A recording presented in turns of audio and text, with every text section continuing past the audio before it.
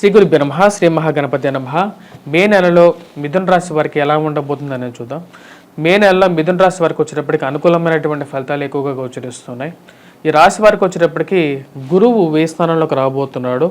అది ఒక నెగిటివ్ అన్నమాట. ఎందుకంటే ఈ రాశి వారికి వచ్చేటప్పటికి గురువు గత సంవత్సరంలో ఎక్కువగా అనుకూలమైనటువంటి ఫలితాలు ఎక్కువగా ఇచ్చాడన్నమాట.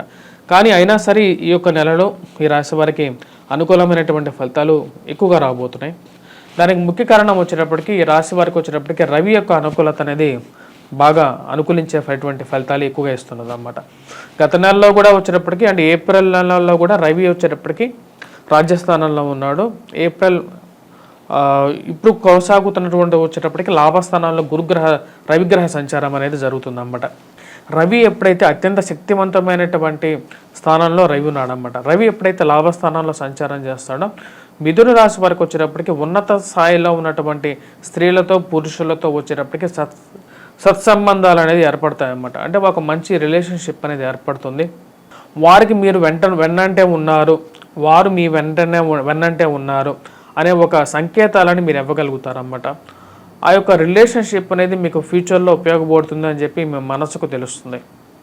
ఈ రాశి వారికి వచ్చేటప్పటికి మనం గమనించినట్లయితే మే 1వ తారీఖు నుంచి గురువు యొక్క అనుకూలతను తగ్గినప్పటికీ కూడా రవి ఈ యొక్క నెలలో ముఖ్యంగా చెప్పాలంటే 15వ తారీఖు వరకు వచ్చేటప్పటికి లాభస్థానాల్లో సంచారం చేస్తున్నాడు.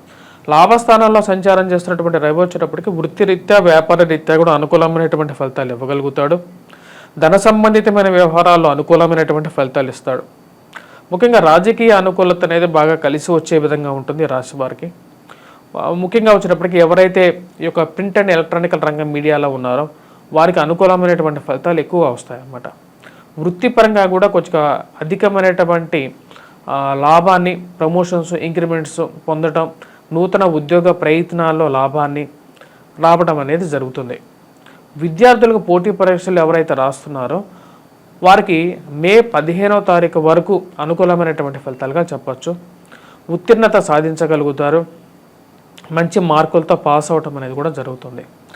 ఈ రాశి వారికి మనం గమనించినట్లయితే రాజ్యస్థానంలో ఉన్నటువంటి రాహువు, కుజుడు రాజ్యస్థానంలో యోగ్యాన్ని ఇవ్వడు. రాహు ఎవరైతే రాజ్యస్థానంలో సంచారం చేస్తున్నప్పుడు యోగ్యాన్ని ఇవ్వగలుగుతాడు అన్నమాట.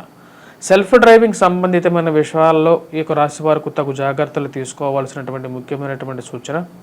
ఎందుకంటే చతుర్థంలో ఉన్నటువంటి కేతు అంత యోగ్యాన్ని ఇవ్వడు కాబట్టి ఇంటి నుంచి బయటకు వెళ్ళేటప్పుడు డ్రైవింగ్ చేసే ముందు ఓం గం గణపతియే నమః అనే మంత్రాన్ని చదివి బయటికి వెళ్ళినట్లయితే అనుకూలమైనటువంటి ఫలితాలు ఎక్కువగా వస్తాయన్నమాట. మరి అదేవిధంగా ఈ రాశి వారికి మనం గమనించినట్లయితే వివాహ ప్రయత్న సంబంధితమైన విషయాల్లో ఎక్కువ సమయం తీసుకునే విధంగా ఉంటుందన్నమాట. అంటే మీరు ప్రయత్నం చేస్తున్నటువంటి సంబంధం ఏదైతే ఉందో వారికి మీరంటే ఇష్టమున్నా సరే, మరియు అదేవిధంగా ఆ సంబంధం ఎక్కువగా పోస్ట్ పోన్ చేయటం, ముందుకు జరగనటువంటి ఒక పరిస్థితి అనేది ఏర్పడుతూ ఉంటుంది. అసలు వివాహం ఎప్పుడవుతుందా అనేటువంటి పరిస్థితి అప్పుడప్పుడు మీ మనసుకి కలిసివేస్తూ ఉంటుంది అన్నమాట. ఈ రాశి వారికి వచ్చేటప్పటికి ఉద్యోగ ప్రయత్నాల్లో ఈ నెల అనేది 15వ తారీఖు వరకు ఎక్కువగా లాభాన్ని చేకూర్చే విధంగా ఉంది. విద్యార్థులు ఎవరైతే మొత్తం కోర్స్ కంప్లీట్ చేశారో వారికి కూడా వచ్చేటప్పటికి ఉద్యోగ ప్రయత్నాల్లో సానుకూలమైనటువంటి ఫలితాలు పొందడం అనేది జరుగుతుంది. మరి అదేవిధంగా నూతన వ్యాపార ప్రయత్న సంబంధితమైన విషయాల్లో ఒక కదలిక అనేది ఏర్పడుతుంది. మీరు చేపట్టాలనుకున్నటువంటి బిజినెస్లో ఒక అనుకూలమైనటువంటి ప్రయత్నం మీరు చేయటం, వాటిలో మీరు సక్సెస్ పొందడం అనేది జరుగుతుంది. రాజకీయ నాయకులకి రాజకీయ పరంగా కూడా ఒక రకమైనటువంటి కీర్తి ప్రతిష్టలు పొందడం అనేది జరుగుతుంది.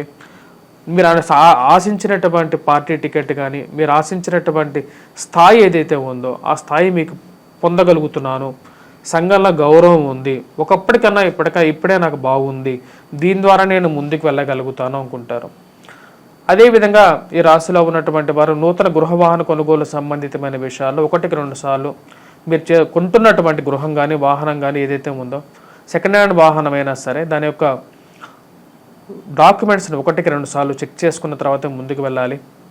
డ్రైవింగ్ మీ సెల్ఫ్ డ్రైవింగ్ చేసేటువంటి వారు ఇందాక చెప్పినటువంటి మంత్రాన్ని జపం చేసుకున్న తర్వాత అనుకూలమైనటువంటి ఫలితాలు ఎక్కువగా పొందగలుగుతారు. తల్లిగారి ఆరోగ్య సంబంధితమైన విషయాల్లో తగు జాగ్రత్తలు తీసుకోవాలి ఈ యొక్క నెలలో.